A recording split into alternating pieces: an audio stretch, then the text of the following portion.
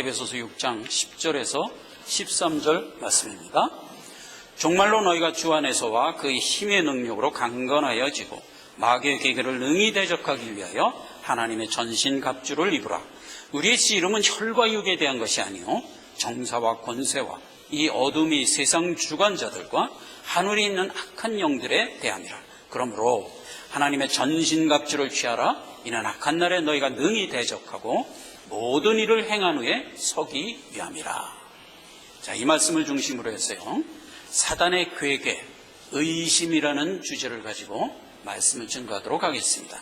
오늘 이 말씀을 보면 10절에서 12절까지 마귀를 대적하라는 겁니다. 근데 마귀가 누구냐? 마귀는 공중권세 잡은 사단 마귀라는 거죠. 우리의 싸움은 인간끼리의 싸움이 아니라는 거예요. 마귀와 우리와의 싸움, 영적 전쟁이다 하는 걸 분명히 얘기했고요. 그 다음에 이제 13절에 이런 결론을 주시죠. 이 싸움을 싸운 자만 내 앞에 서리라, 이거예요. 이게 이제 굉장히 중요합니다. 그러니까 신앙생활을 하는 사람들이 맹한히 신앙생활을 하다가 일생을 다하면 주님 앞에 설 수가 없다는 의미가 내재되어 있는 얘기입니다. 뭐냐? 신앙생활이라는 것은 근본적으로 악한 세력인 마귀와 나와의 대치다 이거예요. 그 대치를 다른 말로 해서 영적 전쟁이라고 그러고 우리의 싸움이라고 그러며, 이 싸움을 한 자만이 주님 앞에 설 수가 있다라는 얘기입니다. 그래서 이제 우리가 지난 시간에 마귀가 누구인가를 알아보는데, 마귀는 다른 게 아니란 말이에요. 하나님과 1대1의 개념으로 우리 앞에 서 있는 어떤 능력자가 아니라고요. 마귀가 누군가를 성경에서 알아보니까 마귀는 하나님이 우리를 섬기라고 만든 천사 중 어떤 자기의 위치를 떠나간 자, 하나님을 떠나간 자, 이게 마귀란 말이에요. 그러니까 마귀는 근본적으로 우리가 어떻게 생각해야 되냐면 별거 아닌 거예요. 우리를 섬기라고 만든 종인데 그 종 중에 하나가 타락해서 된 게 마귀란 말이에요. 마귀는 아무것도 아니다. 너 도와주라고 만든 천사가 자기 위치를 버리고 떠나간 존재다. 하나님 입장에서는 그가 배도했기 때문에 하나님이 그를 심판하는 거고, 우리는 염려 마라. 그 마귀가 떠나갔다고 해서 우리가 하나님의 장중에서부터 보호를 못 받는 게 아니지 않느냐. 이걸 근본적으로 알려는 겁니다. 그래서 이제 마귀가 떠나간 이유가 뭔가를 보니까 하나님께로부터 말하자면 심판을 받게 생겼거든요, 마귀가. 그러니까 이제 하나님과 대적해서 있어봐야 자기 멸망당할 걸 뻔하거든요. 마귀가 그걸 모를 리가 없죠. 이제 피조물 중에서 그래도 영물이니까. 그러니까 이제 마귀가 기껏 생각해낸 게 하나님의 아들을 자기 편으로 꼬여들이면, 그러면 하나님이 자기를 멸할 때 내 수중에 들어온 자기의 아들 때문에 나를 심판하지 못하지 않겠냐, 이런 생각을 한 거예요. 말하자면 우리식으로 얘기하면 유괴를 한 거예요. 하나님의 아들을 유괴하겠다는 거예요. 그래서 마귀가 하는 얘기는 자꾸 하나님의 아들에게 관심을 두는 겁니다. 그래서 하나님의 아들을 어찌하든 유괴해다가 자기의 장중에 들이려는 것, 이게 마귀의 목적이다 말이에요. 성경에 그런 말은 없어요. 그러나 여러 가지 정황을 다 짐작해 보건대 마귀는 그 목적 때문에 그렇게 노심초사해서 하나님의 아들들을 자기 수중으로 꼬여들이려고 그러는 거예요.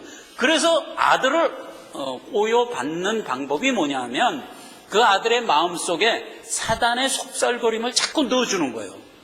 그래서 마음을 혼미케 해서 하나님보다는 마귀하고 함께 사는 게 좋겠다라고 생각하게 만들어서, 그래서 마귀의 장중으로 들어가 버리게 하는 거예요. 아담이 바로 마귀의 그 술수에 그만 넘어가서 마귀 수중으로 들어가 버린 거예요. 아담이 누굽니까? 하나님의 첫 아들이잖아요. 그 하나님의 첫 아들이 마귀 수중에 그렇게 떨어져 버린 거예요. 그러니까 하나님께서 자기 아들을 그 마귀 수중에 들어갔다고 놔둘 수가 없잖아요. 구해내야죠. 구해내는 겁니다. 그것이 이제 오늘날 구원, 하나님의 구속사라는 내용으로 되어 있고, 그 일은 하나님이 마귀를 멸하고 자기 자녀를 온전히 세워서 하나님 자녀로 훌륭하게 완성시키는 일에 하나님은 방해받지 않고 그 일을 하는데, 마귀에게 넘어갔던 내 자녀는 그렇게 넘어갔던 것 때문에 오히려 어떻게 된다? 더 훌륭한 인격자로 완성될 수 있는 촉매가 됐다는 거예요. 이게 하나님의 지혜라는 거죠. 자, 이런 여러 가지 엄청난 구속사의 하나님의 섭리를 우리가 이 성경 말씀을 통해서 하나하나 알아가는 겁니다. 그래서 우리 얕은 생각으로 마귀한테 왜 하나님의 아들을 그래 뺏긴단 말인가? 하나님이 그렇게 능력이 부족한가? 뭐 이런 식으로 접근할 얘기가 아닌 거예요.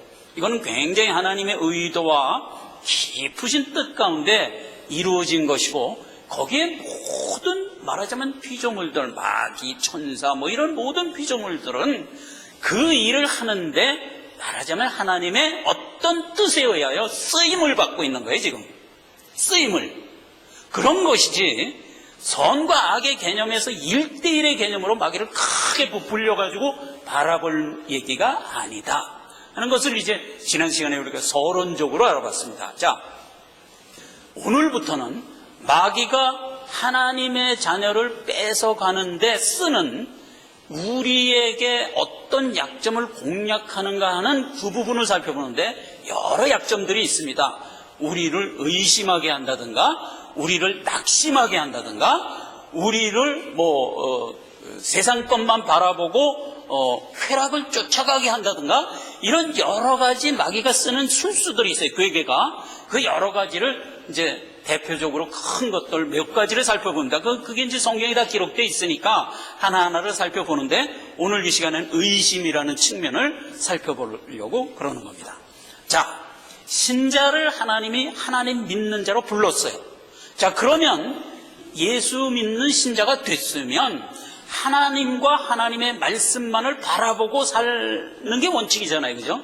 그럼에도 불구하고 신자들이 하나님 반대되는 것, 소위 마귀의 세계에도 늘 생각을 이렇게 두고 있단 말이에요. 그래서 신자들이라 할지라도 완벽하게 하나님의 자녀로 완성되지 못하고 어떻게 마음이 이렇게 둘로 갈라진 것 같은 상태에서 신앙생활을 한단 말이에요. 이건 솔직한 고백이에요. 그래서 모든 신자는 두 마음이 있다고요. 두 마음이. 그래서 그 두 마음이 있는 그 우리들의 그 상태, 우리들의 어떤 그 처지, 요걸 이제 마귀가 와서 두드려가지고 우리로 하여금 그 두 마음 가운데 있는 한 부분을 자꾸 극대화시켜서 의심으로 몰고 가는 거죠. 요게 이제 마귀가 쓰는 술수 중에 하나인데, 거기에 우리가 모르면 당한단 말이죠. 모르면. 그러니까 이제 그 부분을 알아서 왜 우리에게 두 마음이 있겠어요? 요것부터 정리하면 얘기가 명쾌해집니다.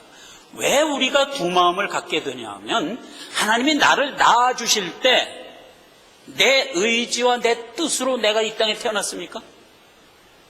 내가 내 의지와 내 뜻으로 예수 믿게 됐습니까? 이게 이제 영적으로 낳았다는 뜻이잖아요. 우리가 영적으로 태어난 것은 내 뜻으로 된 게 아니에요. 그럼 누구 뜻이에요? 하나님 뜻으로 된 거예요. 그러니까 우리가 자녀를 낳을 때도 그래요. 자녀를 낳았어요. 그러면 그 자녀가 이 땅에 태어난 게 자녀의 뜻으로 나온 게 아니잖아요. 부모의 뜻에 의해요. 자녀가 난 거라요. 똑같은 거예요. 그러니까 이제 우리가 예수 믿는 것도 하나님의 뜻 때문에 이 땅에 예수 믿는 자로 태어나게 된 거란 말이에요. 그래서 내가 구원받은 것은 원인이 나에게 없다고요. 그건 뭐 당연한 거예요. 그건 뭐 깊이 따져볼 신학적 얘기가 아닌 거예요. 이건 너무나 당연한 거예요. 그러니까 원인이 나에게 없으니까 무슨 얘기가 되냐? 내가 구원받았다는 확실한 증거를 내 안에서 찾으려고 그러면 불가능한 거예요. 불가능한 거예요. 너 어떻게 구원 얻었냐? 너 어떻게 예수 믿게 됐냐? 그랬을 때 신자가 하는 정답이 뭐죠? 몰라예요. 몰라. 난 몰라. 그럼 어떻게 믿었냐니까. 그래서 난 몰라. 모르지만 하나님이 내 아버지시고 예수님이 나를 구원한 구주시라는 것만은 알아. 이렇게 되는 거지. 어떻게 구원했다는 내용을 술술술 얘기하는 거 거의 이단입니다. 거의 이단이에요. 그걸 우리가 알아야 돼요. 그러니까 이제 우리는 내가 구원받았다는 것에 대하여 원인이 내게 없다는 점 때문에 우리가 어떤 말하자면 약점이 있냐 하면 또 확실히 하나님 아들이냐? 라고 대들기 시작하면 거기에서 이제 할 말이 우리에게 없기 때문에 자꾸 문제가 생길 수가 있단 말이에요. 근데 그걸 우리가 분명히 알아야 돼요. 내가 구원받은 것은 하나님이 내 안에 들어와서 나로 하여금 생명 갖게 했기 때문에 구원받은 거지 나한테 그 어떤 원인도 없다고요. 그러니까 우리가 확인할 거는 내가 구원받았다는 이 확실한 팩트에 인정을 하느냐 안 하느냐만 있는 거예요. 그러니까 그 비유를 예수님이 어떻게 비유로 얘기했어요? 아주 기가 막힌 비유로 얘기했어요. 너 공중에 바람이 있는 거 아냐? 안다 이거예요. 근데 바람이 봤냐? 못 봤지. 바람이 어디서 오고 어디로 가는지 너 봤냐? 못 봤지. 그건 전혀 모르는 거예요. 근데 바람이 있다는 거 어떻게 아냐? 나뭇가지가 흔들리는 거 보니까 알겠던데? 이게 정답이란 말이야 이게. 그러니까 똑같은 거예요 우리 보고. 너 어떻게 예수 믿게 됐냐? 어떻게는 난 모르겠는데요. 근데 너 예수 믿는 거 어떻게 아냐? 내가 하나님이 아버지고 예수님이 내 구주라는 걸 안다는 게 증거입니다. 그게 나뭇가지가 흔들렸다는 거잖아요. 이게 성령의 역사란 말이에요. 그래서 성경을 뭐라고 정의를 하냐면 예수님이 내 구주시고 하나님이 내 아버지라는 이 고백은 바람이 없이는 나뭇가지가 흔들릴 수 없는 것과 같은 이치다 말이에요. 즉 성령이 내 안에서 생명을 주었다는 증거단 말이에요. 그래서 성령이 내 안에서 생명을 주지 않았다면 하나님이 내 아버지고 예수가 내 구주라는 사실을 알 수가 없단 말이에요. 그러니까 알았다는 자체가 뭐에 대한 증거예요? 성령이 내게 생명 줬다는 증거예요. 그래서 모든 불신자 보고 야 하나님 아버지인 거 너 믿냐? 그러면 한 사람도 안 믿죠. 근데 나는 믿는 겁니다 지금. 예수가 그리스도냐? 예수가 너를 구원한 구원자냐? 한 사람도 안 믿죠. 근데 나는 믿는단 말이에요. 이 엄청난 차이를 우리가 쉽게 생각하는 거예요. 쉽게 생각하는 거예요. 내가 믿으니까 내가 아무 무리 없이 당연스럽게 믿으니까 남도 그럴 줄 안단 말이에요. 정말 맞습니다.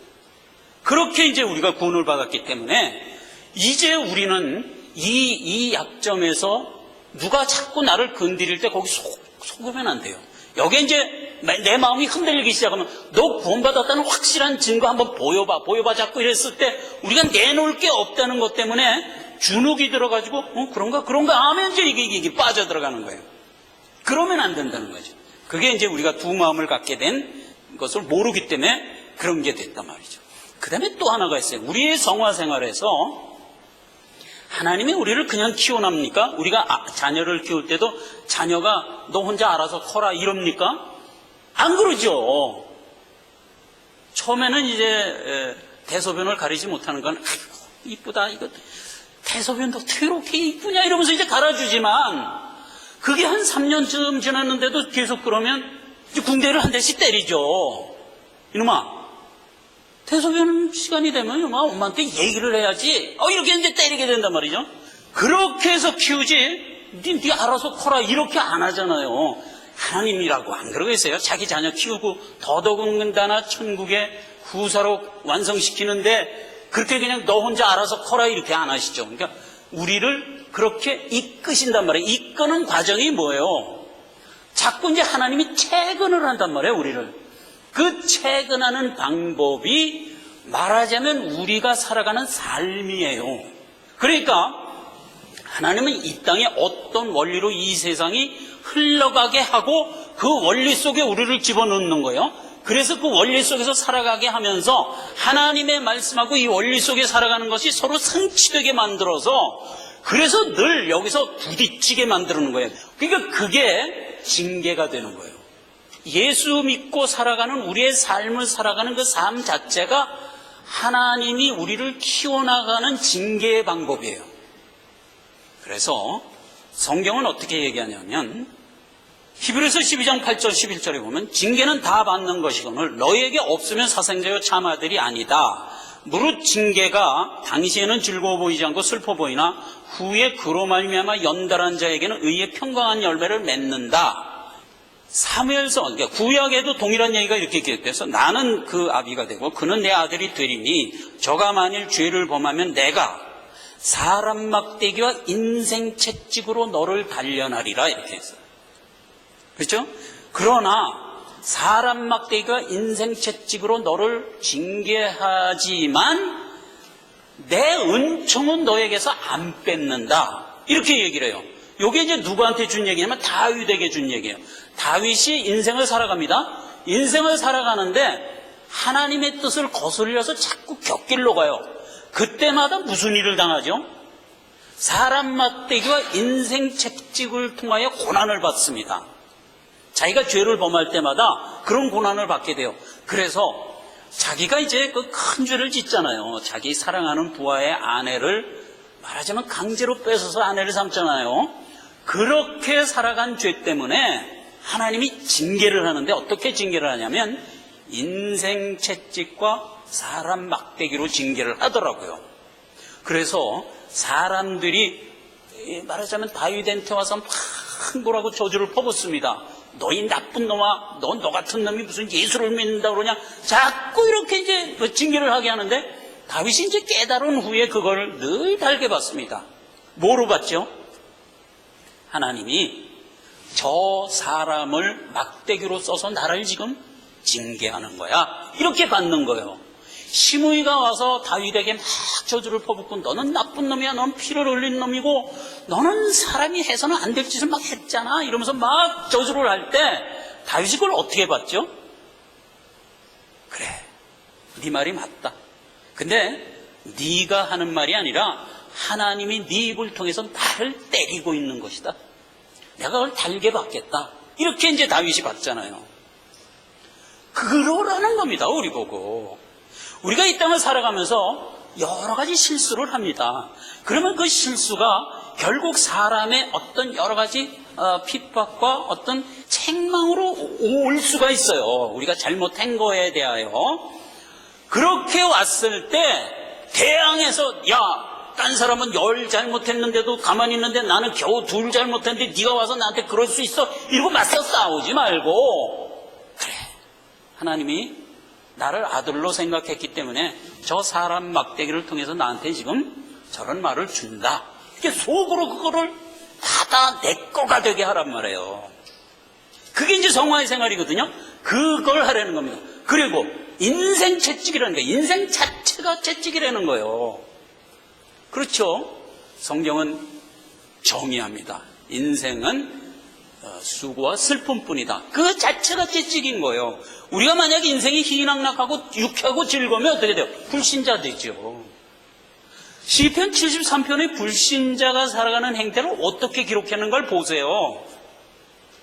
희낙낙이에요. 희낙낙. 인생 자체가 나한테 채찍이 안 돼요. 그냥 즐겁고 유쾌한 것뿐인 거예요. 심지어 어떻게 됐다고 그랬어요? 죽을 때도 고통이 없다고 그랬어요. 그러고 죽으면 그 시편 73편 마지막에 뭐라고 돼 있어요? 그렇게 신나게 살다가 죽는데 보니까 성소문이 열리면서 음부로 떨어지더라 이거예요. 그 짧은 인생 채찍으로 우리에게 어떤 의미가 되지 못하고 희희낙낙하면서 사는 것, 이게 불신자라고요. 그래서 늘 성경은 뭐라고 얘기하냐면 하나님 모르고 살아가는 인생의 길을 뭐라고 그래요? 넓은 길, 쉬운 길, 많은 사람이 가는 길, 이렇게 얘기하잖아요. 우리 같은 사람, 예수 믿고 살아가는 인생을 뭐라고 그래요? 좁은 길, 협착한 길, 사람들이 찾지 않는 길. 그렇죠. 우린 그 길을 가는 거예요 지금. 그래서 동일한 인생을 살지만 우리는 그 인생이 우리에게 채찍이 되는 거예요. 채찍이 돼서 거기서 말하자면 천국의 소망을 늘 키우면서 살아가는 것, 이게 이제 하나님이 우리에게 주신 내용이란 말이죠. 이게 고난과 연단이라는 의미입니다. 근데 이 고난과 연단이 그런 의미로 내게 왔다는 것을 신자가 모르면 어떻게 되냐 이거예요. 그럼 난 왜 이렇게 고난이 있어? 저 안 믿는 것들은 좀 고난도 없고 편히 사는데 나는 왜 이렇게 고난이 있어? 에이, 신앙 버릴 거야. 이래 버리면 이제 그 마귀의 괴계대로 돼버리는 거예요. 그러면 안 된다 이거예요. 지금 다윗의 경우는 내 실수와 나의 허물이 인생 채찍과 사람 막대기로 나에게 교훈을 하는 케이스지만 전혀 잘못 안 했는데도 나에게 어떤 어려움이 올 수가 있어요. 그게 이제 예수 믿는 신자들에게 오는 국면이에요. 요셉하고 욥의 케이스인데, 여러분 요셉이면 잘 알잖아요. 형제들 중에서 11째로 태어납니다. 태어나서 잘 살아가는데 아버지가 11째로 태어난 막내니까 더 귀여울 거 아닙니까? 그래서 좀 이렇게 총애를 했더니 형제들이 질시를 해갖고 아버지 몰래 이 동생을 잡아서 애굽에 팔아버렸어요. 그 요셉은 그냥 공중거리로 당한 거지. 그래갖고 이제 종으로 팔려갖고 보디발 집에 가서 이제 종이 돼갖고 일하는데, 거기서 이제 일을 잘 했는데 그 보디발의 아내가 또 이렇게 보니까 젊은 청년이 준수하게 생겼거든. 그거 자꾸 이제 지분되니까 요셉이 이제 그걸 또 거부하니까 그 아내가 또 옥에 잡아 쳐넣었단 말이에요. 그래서 이제 옥살이를 하고 이래가지고 욥이 엄청난 그 고난을 받습니다. 그 고난을 받을 때 욥은 아무 잘못이 없잖아요. 그런데도 종으로 팔려가고 보디발에게 또 엄하게 해서 옥에 갇히고 이런 고난을 받잖아요. 그 고난을 이겨낸 후에 그리고 욥이 뭐가 돼요? 총리가 되잖아요. 그 나라의 총리가 돼서. 그래서 이제 훌륭한 인물이 됩니다. 자, 그런 내용인데 그건 이제 뭐에 대한 패러디냐면 우리 신자들에게도 그런 국면이라는 거예요. 우리에게 허락한 이 삶 자체가 그런 내용이라는 거예요. 우리는 아무 잘못도 없어. 하나님한테 이렇게 뭐 고난을 받을 만한 짓을 한 적도 없어. 그런데도 불구하고 우리 삶이 고달프고 고단한 경우가 있단 말이에요. 그럼 왜 그러냐 이거예요. 그건 성경이 아주 분명하게 이렇게 답을 하고 있어요. 시편 105편을 제가 잠깐 읽겠습니다. 17절부터 한 사람을 앞서 보내셨으며 요셉이 종으로 팔렸도다. 아무 죄가 없는 요셉이 종으로 팔렸어요. 그 발이 착고에 상하며 그 몸이 쇠사슬로 매였으니 곧 여호와의 말씀이 응할 때까지라 그 말씀이 저를 단련하였도다. 이게 답이에요. 그래서 하나님이 우리를 향한 목표 기대치가 뭐죠? 하나님의 말씀이 내 안에서 응할 때까지라고요. 하나님의 말씀이 내 안에서 성취되는 모습이 뭐죠? 애굽의 총리가 되는 거예요. 즉 천국의 후사가 되는 거예요. 응할 때까지라고요. 그래서 그 모든 옥에 갇히고 하는 여러 가지 고단하고 힘들고 어려운 상황이 뭐가 됐다고요? 나를 단련하는 촉매가 됐다고요. 하나님의 말씀이 응할 때까지, 애굽의 총리가 될 때까지 요셉을 하나님이 그렇게 연단하면서 끌고 간 거예요. 그래서 요셉은 30의 나이에 백관을 제어하는 자가 됩니다. 여러분, 백관을 제어한다는 말은 이건 굉장한 말입니다. 사람이 연륜에서 나오는 경험은 그 무엇으로도 대신할 수가 없습니다. 아무리 내가 하버드, 버클리를 나와서 훌륭한 학식을 가지고 있어도 50대, 60대, 70대의 연륜을 가진 사람이 가지고 있는 인생의 지혜를 넘어서질 못합니다. 그거는 경험에서 축적된 지혜는 그 경험을 해야만 쌓는 거기 때문에 누구도 못 넘어가는 겁니다. 그런데 요셉은 어떻게 됐다고요? 나이 30에 백관을 제어했다고요. 이런 사람이 되는 겁니다. 예수를 믿어서 하나님의 이 연단을 통과한 자는 나이와 상관없이 최고의 하나님의 성품으로 화하는 겁니다. 이거를 위해서 하나님이 우리에게 우리 인생을 활용하는 거예요. 자, 그래서 우리에게는 징계가 있고 연단이 있어요. 그런데 이것을 예수 믿는 사람이 이해를 제대로 못하면 왜 나에게 이런 징계가 있고 왜 나에게 이런 고난이 있단 말이냐 하고 앵하고 신앙을 버리게 된다고요.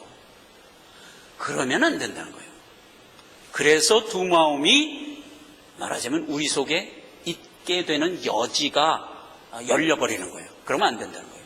그래서 사단은 그런 상황에 있는 우리에게 열심히 와서 최초로 하는 주파가 하나님을 시험하라는 거예요. 그래서 이제 하나님을 시험하라는 것이 예수 그리스도가 이 땅에 와서 공생의 3년을 시작할 때 대표적으로 사단의 세 번의 주파를 받잖아요. 하나님을 시험하라는 3번의 주파를 받습니다. 그 공생의 3년을 시험 3번을 통과하여 넘어간 이유가 뭐예요? 우리의 시험을 보여준 거예요. 예수를 믿고 구원을 얻게 되면 누구나 사단의 이 3가지 시험에 직면하게 되느니라 말이에요. 그걸 예수님이 어떻게 넘어갔는가 보고 너도 그대로 하라 이 얘기예요. 누가복음 4장 9절로 12절을 제가 잠깐 읽겠습니다. 또 이끌고 예루살렘에 가서 성전 꼭대기에 서고 가라되 내가 만일 하나님의 아들이거든 여기서 뛰어내리라. 기록되었을 때 하나님이 너를 위하여 그 사자를 명하사 너를 지키게 하시리라 하였고 또한 저희가 손으로 너를 받들어 네 발이 돌에 부딪히지 않게 하리라 하였느니라. 이렇게 이제 사단이 와서 꼬였습니다. 그때 예수님이 대답이 가라사대 말씀하기를 주 너의 하나님을 시험치 말라 하였느니라. 자, 이런 국면으로 우리에게 오는 겁니다. 우리 마음속에 있는 육신의 성정이 그런 생각을 갖게 한다는 뜻이에요. 그러니까 어떤 생각을 갖냐? 야, 내가 하나님의 아들인데 하나님의 아들이라는 분명한 증거가 나한테 확실하게 없는 거예요. 아까 얘기했듯이 나무가지가 흔들리는 게 바람이 있다는 그야말로 확실한 증거인데도 불구하고 그 증거 말고 다른 증거 달라는 거예요, 자꾸. 그래서 이제 그 증거를 달라는 마음이 자꾸 자라나서 결국 어디까지 이르게 되냐면 나 하나님 아들인지 아닌지 하나님 확실하게 뭐 어떤 방법인지 나는 몰라. 그러니까 확실하게 보여주지 않으면 나 안 믿을 거야. 이런 데까지 나가버리는 거예요. 그리고 주변에 보면 수많은 예수 믿는 자들의 간증을 내가 듣거든요. 근데 그 사람들 보면 간증에서요, 내가 막 거의 죽을 뻔했는데 하나님이 탁 살려줘서 살았다는 이런 내용들이 막 여기저기 있단 말이에요. 그러니까 저 사람 봐라, 저 사람 봐라. 다 하나님 분명히 너를 택해줬다는 확실한 증거를 저런 간증 속에서 다 있는데 왜 나만 없는 거야? 이렇게 되는 거예요, 이제. 왜 나만 없는 거야? 그러니까 나도 확실한 증거 주시오. 이렇게 이제 하나님한테 말하자면 뻗팅기고 나간단 말이에요. 그러면 이제 그 의심이 점점 커지는 거예요. 그게 곧 지금 사단이 와서 시험한 그 국면인 거예요. 우리는 모르지만 그런 시험을 내가 지금 사단으로부터 받고 있는 거예요. 나는 내 속에 있는 어떤 하나님을 향한 열심이 변하여 그런 의심과 어깃장 속으로 난 지금 가고 있지만 사실은 그건 마귀가 나를 지금 와서 그렇게 속살거리는 거예요. 그걸 인식하라는 거죠. 대표적으로 그렇게 했던 자가 누구죠? 제자들 중에 있습니다. 12제자 중에 도마가 그랬습니다. 이제 그 도마 얘기를 한번 보면 이렇게 돼 있어요. 요한복음 20장 19절 28절 쭉 얘기인데 다른 제자들이 그에게 이르되 우리가 주를 보았노라. 도마도 가로되 내가 그 손에 못자국을 보며 내 손가락을 그 못자국에 넣으며 그 손을 그 옆구리에 넣어보지 않고는 믿지 아니하겠노라. 이게 도마가 그런 거예요. 다른 제자들은 다 예수님 부활한 걸 봤어요. 근데 도마만 못 봤단 말이에요. 그러니까 이제 도마가 나는 못 믿겠다. 이거야. 다른 제자들이 그렇게 얘기하면 그래? 살아나셨어? 자기는 못 봤어도 그래? 그리고 인정을 해야 될 상황에서 인정 안 하는 거예요. 나도 그 예수님 보지 않고는 난 못 믿겠다. 이거야. 이렇게 나오는 거예요. 자, 그럼 오늘날 수많은 성도들이 다 이 상황에 있는 겁니다. 도마처럼. 예수 그리스도가 너를 구원했어. 그리고 수많은 오고 오는 선진들이 우리한테 얘기해 주는 거예요. 그럼 우리가 그 말을 듣고 믿어야 되는데 수많은 역사가 그걸 다 얘기한다 해도 내가 직접 못 받겠으면 난 못 믿겠다. 이런 꼴이란 말이에요. 그러면 이제 이게 바로 도마의 시험거리로 우리가 떨어진 거예요. 이러지 말라는 거예요. 주님이 이제 도마를 교훈하지요. 교훈해서 안 믿는 자가 되지 말고 보고 믿는 자가 차라리 되라. 그러면서 믿는 자를 만들어 놓고 도마의 입에서 주는 그리스도시요 살아계신 하나님의 참 아들입니다라는 고백을 결국 도마가 하게 돼요. 그렇게 하게 되는 도마를 향해 무슨 질책을 주죠? 이놈아, 너는 보고야 믿냐? 안 보고 믿는 게 진짜 복이지. 이런 말을 주잖아요. 그러니까 이제 그게 도마에게 한 얘기가 아니라 우리한테 한 얘기라고요. 하나님이 이 귀한 성경을 우리에게 주셨어요. 성경이 하나님이 가라사대 예수께서 이르시되 이렇게 해서 기록된 모든 말씀은 우리 보고 믿으라고 준 말씀이잖아요. 누구 이름으로 지금 이 말씀이 주고 있는 거예요? 하나님이 가라사대 하나님의 이름으로 주고 있잖아요. 예수님이 이르시되 예수님의 이름으로 주고 있잖아요. 그런 이름으로 준 말씀을 안 믿으면 누구를 믿겠다는 거예요 도대체? 그렇죠. 그래서 그 말씀을 믿으라고 지금 도마 예를 주는 거예요. 그 도마가 바로 우리라고요. 보고야 믿느냐? 안 보고 말씀으로만 믿는 게 복된 자니라. 이 답을 주잖아요. 지금 나한테 주는 답인 거를 우리가 알아야 됩니다. 자, 이렇게 해서 이제 우리가 만약에 의심으로 떨어지면 우리는 어떤 상황이 되냐? 세상에 빠지게 되는 상황이 돼요. 세상에 빠지게 돼요. 그러면 하나님이 그냥 빠져서 허우적거리다 죽게 놔두지는 물론 않아요. 건져내시는데 그렇게 해서 건짐을 받으면 그때 비로소 아이고 하나님 내가 이제 하나님 있는 거 이제 알겠습니다. 그리고 할렐루야 만세 부르면서 나오는 사람들이 누구야? 그게 수많은 간증의 주인공들이잖아요. 이 간증의 주인공들이 우리는 되면 안 돼요. 그 간증의 주인공들은 전부 학교 선생님한테 와서 빠따 20대 맞고 다음부터 이제 나 학교 유리창 안 깰 거야 하는 사람들이란 말이에요. 꼭 맞아야 되냐 말이에요. 왜? 꼭 맞지 않고 이걸 깨달으라. 그래서 성경의 기록이 있는 거예요. 자, 주님은 이런 상황에서 우리를 특강합니다. 이 의심 속에 떨어져 있는 우리를 건져내는 일을 하는 거죠. 성경이 우리에게 주는 말씀 중에 가장 강력한 말이 뭐냐면 네가 성령으로 시작됐다. 그러니까 성령으로 마쳐야 된다. 근데 네가 성령으로 시작하고 육체로 마치면 안 된다. 이렇게 이제 명을 하고 있는 거고요. 그 다음에 이제 예레미야서 2장, 우리가 이제 7월에 읽을 성경이 예레미야서죠. 예레미야서 2장에 보면 많은 사람들이 하나님을 떠나요. 하나님의 택한 이스라엘 백성이 하나님을 떠나요. 근데 하나님을 떠나는 이스라엘 백성 보고 예레미야 선지자의 입을 통해서 뭐라고 질책을 했냐면 이렇게 질책을 했어요. 2장 4절 이하를 제가 읽겠습니다. 야곱 집과 이스라엘 집 모든 가족아 나 여호와의 말을 들으라. 나 여호와가 이같이 말하노라. 너희 열조가 내게서 무슨 불의함을 보았건대 나를 멀리하느냐. 이런 기가 막힌 소리를 하는 거예요. 왜 네가 나를 떠났냐? 나 여호와가 너한테 무슨 불의를 하더냐? 이 얘기예요. 없죠. 여호와 하나님이 불의를 할 리가 없죠. 그런데도 불구하고 나를 떠났다. 이 이제 질책을 하는 겁니다. 그 7절에 보면 내가 너희를 인도하여 기름진 땅에 들여 그 가실과 아름다운 곳을 먹게 하였거늘 너희가 이리로 들어와서 내 땅을 더럽히고 내 기업을 가증히 만들었다. 이게 이러면 되겠냐? 이렇게 이제 질책을 하는 겁니다. 너희들은 나를 버리고 바알에 그러니까 우상의 예언을 충종하며 무익한 것을 쫓았느니라. 11절 어느 나라가 그 신 아닌 것을 신과 바꾼 일이 있느냐? 그러나 나의 백성은 그 영광을 무익한 것과 바꿨도다. 그러면서 이제 13절에 의심하여 떨어진 자에게 이런 결론을 내리는 겁니다. 나의 백성은 두 가지 악을 행하였나니 곧 생수의 근원이 되는 나를 버린 것과 엉뚱한 웅덩이를 파서 거기다가 물을 자꾸 저장하려는 무익한 짓을 하는 자로다. 이 말이에요. 생수의 근원이 되는 나를 택하였으면 생수는 염려할 게 없잖아요. 근데 그건 버리고 엉뚱한 웅덩이를 하나 파서 거기서 생수가 나오기를 바란다 이게. 그러니까 하나님 아닌 다른 곳에 가서 자꾸 생수 찾는 사람이 됐단 말이죠.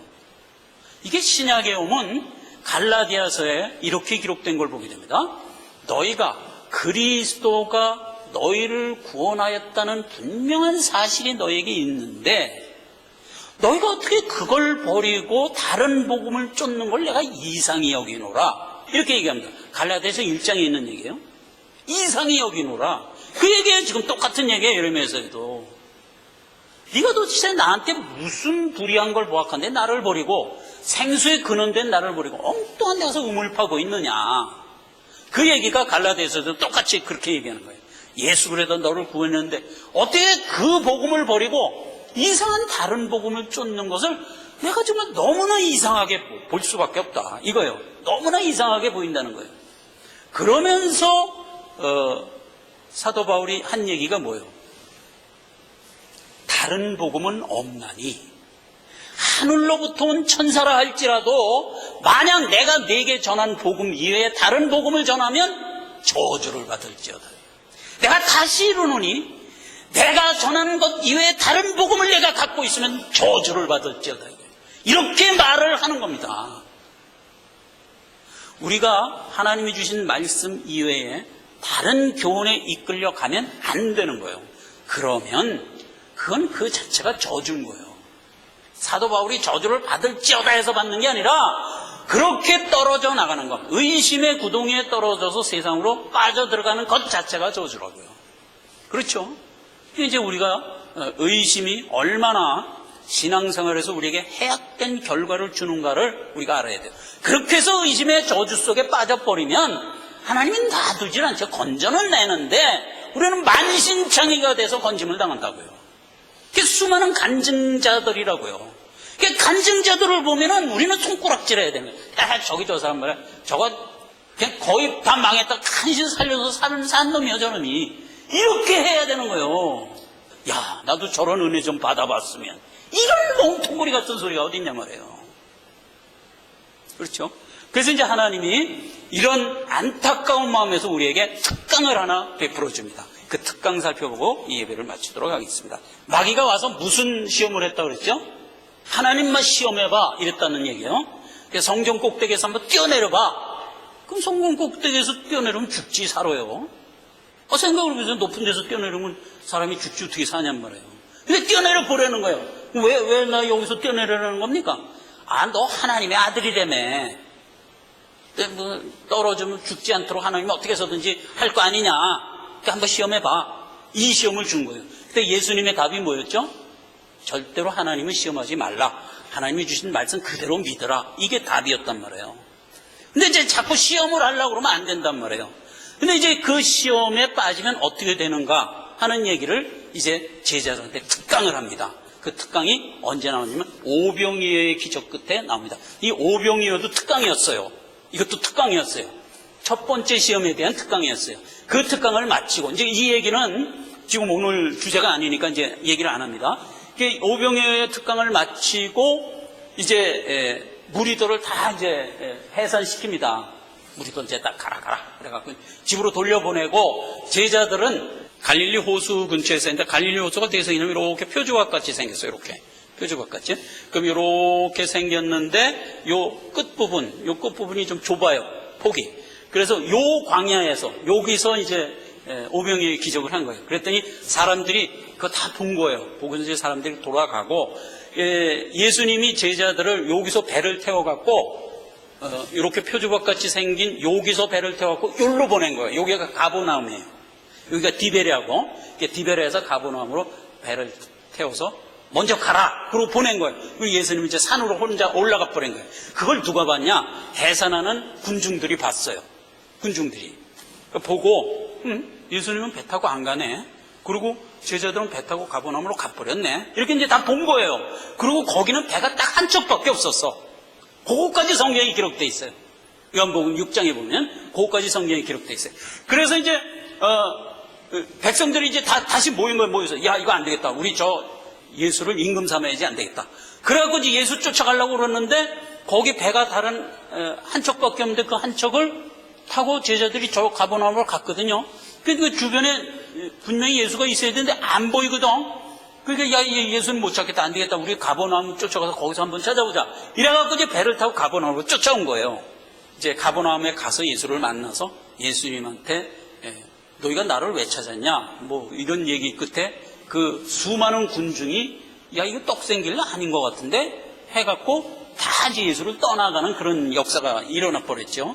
그렇게 해서 이제 제1특강은 말씀을 세상의 기복으로 알고 쫓아온 수많은 군중들을 다 쫓아내버리는 말하자면 역사를 이뤘어요. 그게 이제 제1번 오병이어의 특강이었어요. 자, 그런데 지금 이 오병이어의 특강을 끝내고 바다로 가서 이제 가버나움으로 제자들만 배 태워서 보낸 상태에서 날이 어둑어둑해졌어요. 예수님이 풍랑을 일으키게 역사를 합니다. 풍랑을 일으키니까 호수가 막 난리를 치는 거예요. 그 갈릴리 호수는요, 한번 풍랑이 불면 파도가 2, 3m까지 일어요. 이 굉장한 막 바다와 같은 파도가 일어나는 거예요. 그러니까 이제 제자들이 이제 큰일 났지. 이제 바다, 그 호수 한가운데서 이제 거의 빠져 죽게 생겼단 말이에요. 그 상황에서 예수님이 물 위를 저벅저벅 걸어오는 겁니다. 날은 어두워졌어요. 어두컴컴한데 그냥 풍랑이 일어서 지금 배는 지금 침몰 직전에 있는데, 저 깜깜한 데서 웬 유령 하나가 또 자기를 향해서 걸어오거든. 그 뭐 제자들이, 이제 우리는 그러지 않아도 죽은데 유령까지 왔으니까 우리 이제 진짜 죽었구나. 그러고 나가 자빠지는 게 예수님이 날리는 거야. 나 유령 아니다. 나. 이렇게 이제 얘기가 된 거예요. 그래갖고 이제 베드로가 보니까 진짜 예수님이거든. 예수님이 물을 걸어오시거든. 그게 이제 베드로가 이제 거기서 용기를 얻어갖고, 주님, 만약 주시면 나도 물 위를 걷게 하소서. 이랬단 말이에요. 그러니까 주님이 와. 이랬단 말이에요. 베드로가 배에서 확 내려갖고 예수님을 향해서 막 걸어간 거예요. 세상에. 물 위를 막 걸어가는 거예요, 자기도. 신나갖고 막 걸어가는데, 3m짜리 파도 하나가 털렁하고 치네. 근데 이제 파도, 여러분 타봐서 아시지만, 파도가 이렇게 올라갔다, 이렇게 내려갔다 하는데, 배를 타고 있어도요, 파도 이 골짜기에 배가 내려갔을 때는요, 어떤 현상이 생기는지 아십니까? 저는 섬에 살아봐서 알아요. 배가 파도를 타고 넘실넘실 이렇게 갑니다. 근데 가다가 파도 골짜기에 배가 쓱 들어갔을 때는 진짜 무서워요.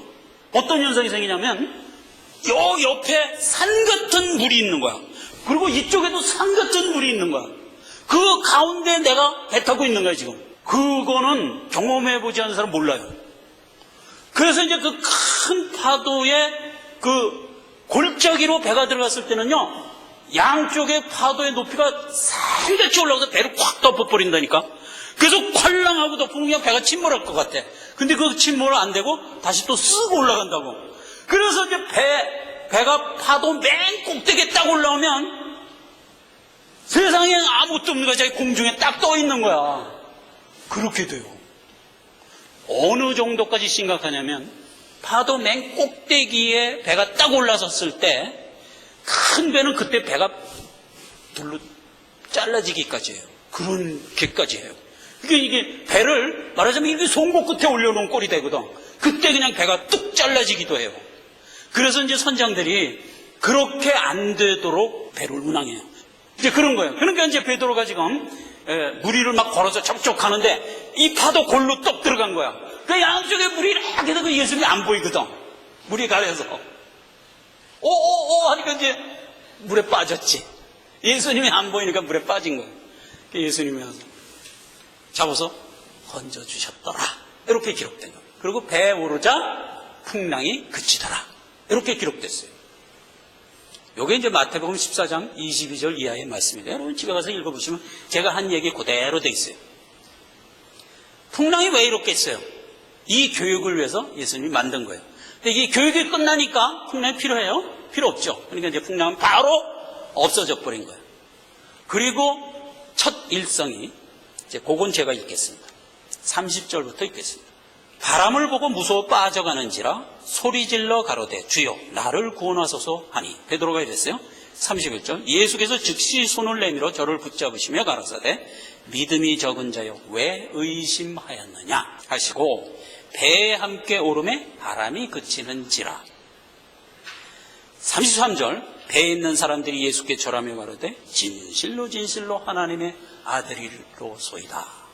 이렇게 이제 특강이 끝나는 겁니다. 자, 의심을 하고 있는 제자들의 국면을 예수님이 의심하지 말라라는 특강을 해준 거예요. 그런데 파도 속에 걸어오고 있습니다. 지금 내가 구원을 받아서 가는 이 길은 영적인 얘기예요. 영적인 얘기예요. 그러니까 물 위를 걸어가는 것 같은 그런 초월적인 방법에 의하여 우리는 구원받은 겁니다. 그렇죠? 그래서 이 초월적인 방법에 의하여 구원을 받고 가는 이 여정에서 파도를 바라보면, 세상을 바라보면 그리고 예수를 바라보지 못하면 우리는 세상에 빠져들 수밖에 없는 거예요. 이걸 의심이라고 얘기한 겁니다. 물에 빠질 수밖에 없는 거예요. 세상이 더 크게 보이고 예수님이 거기에 가려서 안 보이면 우리는 의심의 구덩이에 빠질 수밖에 없는 겁니다. 그런 우리에게 예수님이 와서 다시 건져주십니다. 건져주시고 왜 의심하였느냐? 그리고 그 파도를 없애버리는 겁니다. 없애버리고 나니까 참 하나님이시오 나의 구주십니다 라는 고백으로 이어졌더라 하는 얘기예요. 원래 도마에게 했던 말씀대로 말씀만 갖고 믿어야 했습니다. 우리는. 그럼에도 불구하고 우리의 연약한 육정 때문에 의심이 생겨서 빠지면 하나님이 우리를 건져는 주십니다. 그래서 결국 다시 주는 참 하나님이시오 나의 구주십니다 라는 고백을 이끌어내십니다. 그러나 이런 것은 일생에 한두 번 하고 끝내야 되는 겁니다. 계속 우리의 신앙생활을 이렇게 끌고 나갈 수는 없는 겁니다. 그렇죠? 그리고 꼭 내가 이 체험을 할 필요는 없습니다. 수많은 간증자들이 지금 베드로가 이 체험을 했잖아요, 벌써. 그럼 이걸 보고 우리는 교훈을 얻으면 되는 겁니다. 나도 한번 물에 걷다가 한번 빠졌다가 주님이 꺼내줘서 꺼냄을 받는 그런 체험을 하고 싶어요. 이러면 안 된단 말이에요. 그건 무익한 짓이란 말이에요. 자, 의심과 관련해서 우리가 알아야 되는 국면입니다. 말씀만을 중심해라. 하나님의 말씀에 의지하며 나아가는 신앙생활을 해라. 그래서 도마를 보고 믿는 자가 되지 말고 안 보고 믿는 자가 되라라는 교훈을 주고, 거기가 그 도마를 위한 교훈의 결론이 아니에요. 그 다음 줄이 결론이에요. 요게 이제 요한복음 20장 도마 교육할 때 얘기는 20장 28절입니다. 도마가 대답하여 가로되 나의 주시면 나의 하나님이니이다. 이렇게 이제 고백을 했어요. 예수께서 가라사대 너는 나를 본 거로 믿느냐? 보지 못하고 믿는 자가 복되니라. 요렇게 하고 끝나지 않고 그 다음에 한 절을 더 줬어요. 이 절이 과연 오늘의 결론이에요. 자, 보세요. 예수께서 제자들 앞에서 이 책에 기록되지 않은 다른 많은 표적도 행하셨으나 31절 오직 이것을 기록하면 너희로 예수께서 하나님의 아들 그리스도이심을 믿게 하려 하며 또 너희로 믿고 그 이름을 힘입어 생명을 얻게 하려 하심이라. 이게 결론입니다. 기도하겠습니다. 하나님 아버지 은혜를 감사드립니다. 이것에 참교회를 세워주시고 하나님의 참말씀이 늘 있게 하여 주셔서 감사드립니다. 오늘도 하나님이 주신 이 귀한 말씀을 통하여 우리가 말씀에 의지하여 이 길을 걷는 자인 것을 깨닫고 하나님께만 의지하여 가는 자로 결단하고 돌아갑니다. 하나님 우리의 여정 가운데 능력 주시고 힘 주시고 이 길을 가는데 부족함이 없게 세워주옵소서. 예수님의 이름으로 기도했습니다. 감사합니다.